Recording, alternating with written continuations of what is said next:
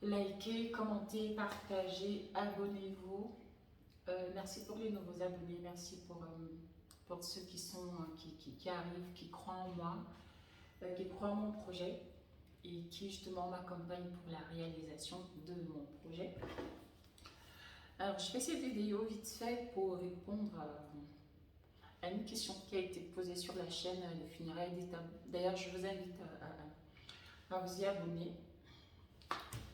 Je vous invite à vous abonner à toutes les chaînes, toutes les pages des Africains, toutes les pages, pas seulement africains, toutes les pages des Noirs. Oh, je suis en train de faire la publicité. Ah, il vient. Alors, abonnez-vous à ces pages-là parce que c'est en vous y abonnant que justement les contenus des Noirs auront large écho. Plus nos contenus auront des abonnés, plus forcément on va toucher un maximum de personnes, donc plus de personnes de notre communauté seront sensibilisées. Alors moi je suis avec Ada, pour ceux qui me découvrent, alias la femme atypique, alias la femme de ménage. Bienvenue sur ma chaîne. Sur cette chaîne je valorise mon métier. Je valorise mes congénères, ces hommes et femmes qui exercent deux petits métiers au quotidien pour subvenir à leurs besoins et à ceux de leur famille. Je parle d'entrepreneuriat. J'encourage les femmes à se lancer dans l'entrepreneuriat avec deux petits budgets parce que c'est exactement ce que j'avais fait. Je valorise la femme noire. C'est là qui a compris qu'il était temps qu'elle sorte de la médiocrité et qu'elle participe de manière très active au changement de notre communauté. Je valorise aussi l'homme noir qui lui aussi a compris qu'il était temps qu'il sorte de la médiocrité et qu'il participe de manière très active pour le changement de communauté. En fait, je valorise les deux, hein, c'est-à-dire les hommes et les femmes noires qui ont le même état d'esprit. Bien sûr, je parle des changements que le Seigneur opère dans ma vie depuis que j'ai fait le choix de venir à lui. Alors, si tout ça t'intéresse, fais comme ça, abonne-toi, like, partage, aide-moi, accompagne-moi pour que ce projet puisse grandir. Donc, je disais que je vais répondre à la question qui a été posée sur une chaîne que je suis, donc les funérailles des tabous. Alors pour moi, c'est quoi un mâle alpha? C'est une excellente question. C'est une excellente question. Je pense que pour la plupart des femmes noires de mon acabit, je tiens à le préciser parce que malheureusement, parmi nous, il y a encore beaucoup de personnes qui n'ont pas encore compris. Et c'est pour ça qu'il faudrait que la sensibilisation continue. Moi aussi, j'étais dans le même état d'esprit hein, pendant des années. Voilà, j'étais dans la victimisation. Pour moi, c'était les Occidentaux qui étaient responsables de tous les malheurs de l'Afrique, donc de tous les malheurs de l'homme noir. Limite, l'homme noir n'avait aucune part de responsabilité. Donc, j'ai baigné pendant de longues années dans cette soupe-là, jusqu'à ce que je commence à me questionner très sérieusement et que je commence à faire des recherches, que je commence à m'intéresser à des chaînes, justement, chaînes telles que celle d'Investir au pays. Il y en a tellement, je ne peux pas toutes les citer, les chaînes de Zach Moekassa, Alain Foucault et bien d'autres. Et j'ai commencé à faire une introspection. Enfin, ça se rallonge, j'en parle dans le milieu, et c'est où j'ai vraiment compris que, ah non, l'homme noir ou la femme noire avait aussi une part de responsabilité sur tout ce qui est en train de nous arriver. Alors, qu'est-ce qu'on peut faire? C'est d'ailleurs la première question. Qu'est-ce que nous pouvons faire justement pour reconnaître notre part de responsabilité et faire en sorte que les choses changent? C'est pour ça que je vous invitais à l'entendre de mon propos, de vous abonner justement sur toutes les chaînes afro qui sont en train de militer, qui sont en train de sensibiliser, qui sont en train d'éduquer notre communauté. Parce que quand une femme atteint mon niveau, même va au-delà, comprend, je parle des femmes noires, comprend que, ok, ma part de responsabilité, c'est à tel niveau. Parce que comme je dis souvent, c'est un package. Vous allez par exemple voir une femme noire qui assume sa couleur de peau, une femme noire qui assume ses cheveux, est dans un état d'esprit, c'est-à-dire elle commence à comprendre, elle se dit, ok, je n'ai pas besoin de ressembler aux autres femmes pour être belle. Je n'ai pas besoin de ressembler aux autres femmes pour être intelligente. Je n'ai pas besoin de ressembler aux autres femmes pour que mon homme, quand je parle de mon homme, je parle des hommes noirs, pour que mes frères me valorisent, pour que mes frères me trouvent intéressante, pour que mes frères me trouvent extraordinaire. Et ça s'apprend. C'est pas quelque chose qui est inné, c'est quelque chose qui s'apprend. Alors, ça va s'apprendre de diverses manières. Ça va par exemple être en fonction du milieu dans lequel vous allez grandir, quel sera l'état d'esprit de vos parents, quelle éducation vous allez recevoir, vous allez grandir dans quel environnement, etc., etc. Et bien plus tard, les parents vous donnent une part. Et maintenant, vous aussi, une fois que vous êtes adulte, vous devez aussi aller compléter plus ou moins l'éducation que vos parents vous donnent. Et c'est d'ailleurs le pourquoi on dit souvent que, ok, vous êtes né dans une famille démunie, on ne vous blâme pas. Mais si par contre vous ne faites rien pour que votre situation ait change, là on vous blâme parce que justement vous êtes né, ok, vous n'avez pas choisi de naître dans mon village en Colmoyos là-bas. Par contre, une fois que vous êtes né dans ce village-là, une fois que vous êtes adulte, vous devez pouvoir faire en sorte que, ok, je suis né pauvre, mais je peux faire en sorte de ne pas mourir pauvre. Alors pour moi, un homme alpha, c'est pas forcément le physique. Le physique pour moi en fait c'est un bonus. C'est vraiment un bonus, ça va être, voilà quoi, c'est un bonus. Mais pour moi, un mâle alpha, tout ça se passe là dans la tête. Parce qu'un homme alpha, c'est celui-là qui ne va pas passer des heures dans une salle de cinéma parce qu'il va avoir... Enfin, c'est bien de passer des heures dans une salle de cinéma, mais ce n'est pas que ça ne suffit pas. Parce que si vous avez un beau physique, si vous êtes du genre, wow, quand vous arrivez, toutes les femmes se retournent, mais quand vous ouvrez la bouche, rien d'intéressant n'en sort, rien de bon n'en sort. C'est-à-dire que limite, on a envie de vous demander de fermer votre bouche, vous n'êtes pas un mâle alpha. Je précise pour moi. Si par contre, vous n'avez pas un physique avantageux, mais dès que vous ouvrez la bouche, vous n'allez dire que des choses intéressantes, vous allez épater tout le monde autour de vous, c'est-à-dire vous allez faire en sorte que... Il y a des personnes, quand elles se mettent à parler, on n'a plus envie qu'elles s'arrêtent de parler. Par exemple, faites dire qu'il y en a que j'aime bien, quand ces dames parlent, oh là là, vous pouvez l'écouter pendant des heures, pendant toute une journée, genre, ouais, vas-y, Fatou, parle. Parle, Fatou, vas-y, parle. Il y a des femmes comme ça, et il y a des hommes comme ça aussi. Tout ça, c'est pour dire quoi? Et pourtant, quand vous regardez Fatou, elle ne correspond pas à ce qui pourrait être considéré comme critère de beauté, c'est-à-dire, voilà, quoi, ce n'est pas la femme qui a un physique avantageux, qui est claire de peau, qui est refaite, qui a une poitrine qui arrive jusque là-bas, qui a un postérieur qui arrive jusque là-bas. Non. Mais elle a su travailler son charisme, elle a su faire en sorte qu'elle devienne une femme intéressante, qu'elle devienne une femme extraordinaire. Donc pour moi, l'homme alpha, ça va être celui qui est responsable, celui qui est, donc intelligent et l'intelligence, je précise, ça se travaille. Ça va être celui qui s'occupe de sa femme, qui s'occupe de ses enfants et qui apporte une plus-value, c'est-à-dire dans son environnement, qui éduque, qui élève, qui fait en sorte que son environnement immédiat puisse s'élever. Ça va donc être culturellement, pas forcément socialement, encore une fois de plus. Pour moi, l'homme alpha, c'est pas forcément celui qui a un compte en banque à plusieurs chiffres. Non, c'est pas ça. Comme je l'ai dit entièrement, cette personne-là, par exemple, mon papa, pour moi, c'était un homme alpha. Bon, physiquement, il avait un physique avantageux, vous n'avez qu'à me voir. Vous n'avez qu'à me regarder, voilà, c'est pas ça. Mon papa, il était intelligent. Intellectuellement, il était aussi, parce qu'il a quand même fait de brillantes études. Il a plusieurs fois été major et il est quand même arrivé jusqu'au doctorat. Il a eu une belle carrière aussi. Mais au-delà de ça, c'est un homme qui a beaucoup travaillé pour ses enfants. C'est un homme qui a fait beaucoup de sacrifices pour que ses enfants soient à l'abri du besoin. C'est un homme qui, malgré les bêtises qu'il a pu commettre, il se souciait énormément de sa famille. Pour moi, c'est ça un homme alpha.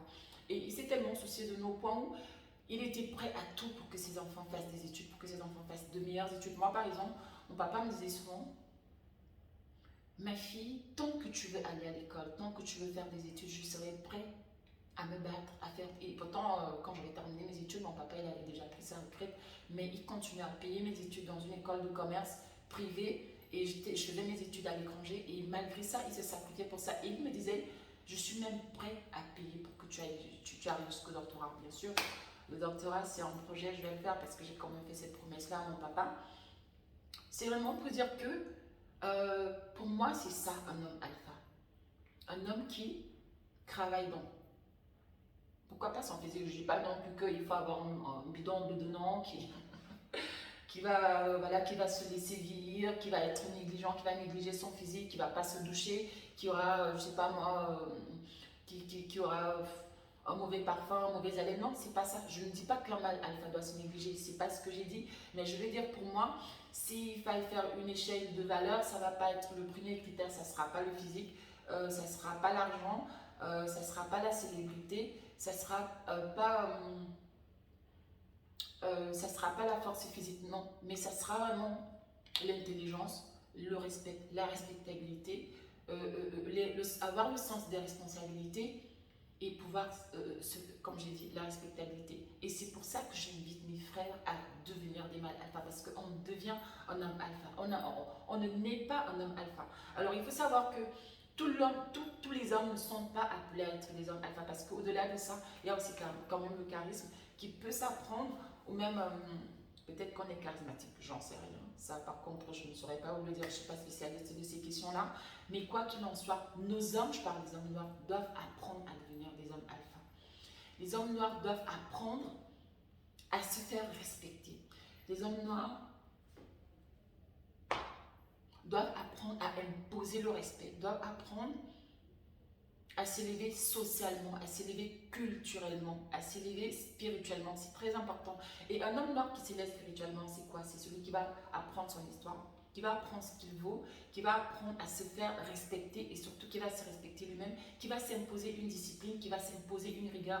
Il y a beaucoup de critères. Alors pour moi, je pourrais par exemple citer les mâles alpha. Je vais vous en citer 3 dans notre communauté vite fait. Alain Foucault, Jean-Yves, Philippe Simon, voilà, j'ai dit que j'allais en citer quoi. Et bien sûr, ah non, ils sont tellement nombreux. Bon, je vais continuer. Jean-Claude Tipama, Stanislas Zébazé, il y a qui d'autre là qui me dit en tête là, il y a qui d'autre, voilà, je vais m'arrêter là. Je vais m'arrêter là. Pour moi, voilà, les hommes alpha. Bon, il s'avère que voilà, physiquement, ils ont tout ce qu'il faut. Il s'avère que physiquement, enfin, ils sont célèbres. Il s'avère que financièrement, ça va. Mais quand même, je sais que ces personnes que j'ai citées, ce sont des hommes rigoureux, ce sont des hommes sérieux, ce sont des hommes rangés. C'est pour ça que je vous ai dit que l'argent, en fait, ça va être un bonus. Le physique aussi, ça va être un bonus. Et si vous vous intéressez à ces hommes-là, vous allez voir que c'est des hommes qui ont beaucoup travaillé pour en arriver là. C'est des hommes qui se sont imposés une certaine rigueur. C'est des hommes qui se sont imposés une certaine discipline. Donc, c'est pour ça que je dis qu'on ne naît pas homme alpha, on le devient. Ça s'apprend tout comme on ne naît pas une femme ou une femelle alpha. Moi, j'aime pas dire mâle, mais bon, on est des animaux, c'est ce qu'on dit. Donc, on ne naît pas mâle alpha, on le devient. On ne naît pas femelle alpha. C'est vrai que quand on dit femelle, c'est un peu péjoratif, mais en tout cas, je vais parler pour faire plaisir à tout le monde. On ne naît pas homme alpha, on le devient. On ne naît pas femme alpha, on le devient. Et moi, justement, aujourd'hui, je suis en train de travailler. C'est pour ça que je dis souvent, on devient. On apprend à devenir une bonne femme. On apprend à devenir une bonne épouse. On apprend à devenir une femme intelligente, une femme extraordinaire, une femme intéressante. Et moi, c'est ce que je suis en train de faire. Je suis en train d'apprendre. Je suis en train d'apprendre, voilà. Je prends tout ce qui est possible pour moi. Je prends, à partir de la semaine prochaine, je vais commencer une formation. J'arrête pas de lire, j'arrête pas de regarder des podcasts. Par exemple, là, je suis en train de me rendre justement au bureau. Allez, hop, je lance une vidéo que je suis en train d'écouter. J'ai toujours mon casque. Je suis toujours en train d'apprendre. Pourquoi? Parce que j'ai compris que si je veux être une femme intéressante, il faut que j'apprenne. Et c'est comme ça, il faut que j'apprenne, il faut que je lise, il faut que je m'impose une certaine discipline, une certaine rigueur.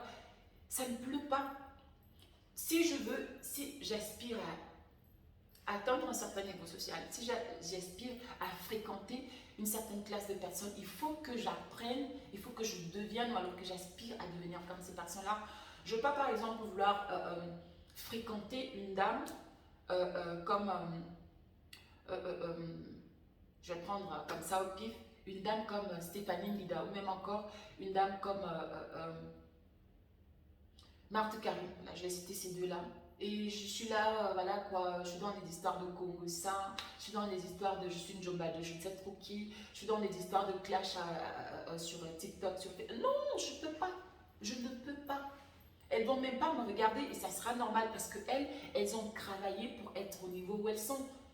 Elles ont travaillé pour être au niveau où elles sont. Et donc, si moi aussi, je veux m'introduire dans leur cercle, il va falloir que j'essaie de les rassembler, que j'essaie de les arriver à la cheville. C'est aussi simple que ça. Et donc, pour les femmes qui sont célibataires, vous qui voulez par exemple avoir des hommes qui ressemblent à Félix Simo, à Jean-Yves, je ne sais pas moi, à Alain Foucault, je ne sais pas moi, à Zach Mekassa, sachez que pour avoir des époux comme ces gars-là, c'est pas n'importe quelle femme qui épouse Philippe Simo. C'est pas n'importe quelle femme qui épouse Alain Foucault. C'est pas n'importe quelle femme qui épouse Zach Mekassa. C'est pas n'importe quelle femme qui épouse Jean-Claude Tipama. Non, c'est pas n'importe quelle femme qui épouse Jean-Claude Stanislas. Non, c'est pas n'importe quelle femme parce que, comme on dit souvent, derrière chaque grand homme se cache une grande femme. Moi, je préfère dire à côté de chaque grand homme se trouve une grande femme. Donc, si vous aspirez à épouser des hommes alpha, si vous aspirez à épouser des hommes qui sont à ce niveau-là, bah, si vous êtes encore là-bas par terre, travaillez, travaillez, travaillez, travaillez pour monter, pour monter. Et quand vous serez là, hop, bah, alors il faut qu'elle pourra vous regarder et vous dire, ok, elle ressemble là. Bon, sur les 10 critères, elle en a 5. Bon, je vais l'aider à monter, à monter, à monter pour que moi, elle puisse atteindre 7. Comme ça, on sera plus ou moins ensemble. Et c'est ce que Jean-Claude Tippa m'a dit. Il a dit qu'à un moment, il a dit, ok, mon épouse jusqu'ici, mon équipière jusqu'ici, m'a accompagnée dans mes différents challenges. Maintenant, il est temps que moi aussi, je l'accompagne dans ces challenges pour qu'elle puisse aussi se réaliser. Et quand vous allez écouter, je vais chuter par là, quand vous allez écouter les débuts de Jean-Claude Tippa avec sa femme, vous allez comprendre que c'est des gens qui se sont toujours mutuellement soutenus. Ils sont toujours mutuellement soutenus, qui se sont toujours tirés mutuellement. Allez, hop, quand l'autre arrive là, il essaie de faire monter le 1 et réciproquement. Donc, mesdames, mes chers messieurs, on apprend à devenir mâle alpha. On apprend, oh non, j'ai encore dit mâle alpha. On apprend à devenir homme alpha. On apprend à devenir une femme alpha. Et seul le physique ne suffit pas. Il y a bien d'autres critères qui rentrent en compte pour que vous deveniez des hommes et des femmes alpha. Merci une fois de plus pour ceux qui m'accompagnent, pour ceux qui me soutiennent, merci pour les nouveaux abonnés, merci pour ceux qui like, merci pour ceux qui partagent, j'en vois il y en a de plus en plus. Et surtout merci pour les personnes qui me suivent en Côte d'Ivoire, parce que d'après les statistiques, il y a beaucoup de personnes qui me suivent en Côte d'Ivoire. Bah, ça tombe bien parce que dans mon équipe, je crois que j'ai 3 salariés qui sont de la Côte d'Ivoire. C'est un pays que j'aime bien.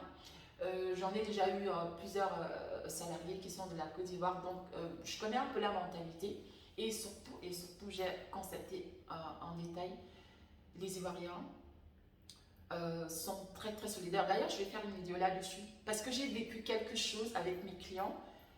Peut-être que juste après là, je vais faire une vidéo là-dessus maintenant, que j'y pense comme ça, je ne vais pas oublier. Que le Seigneur vous bénisse, que le Seigneur nous bénisse et à très prochainement pour une nouvelle vidéo. Tchuss.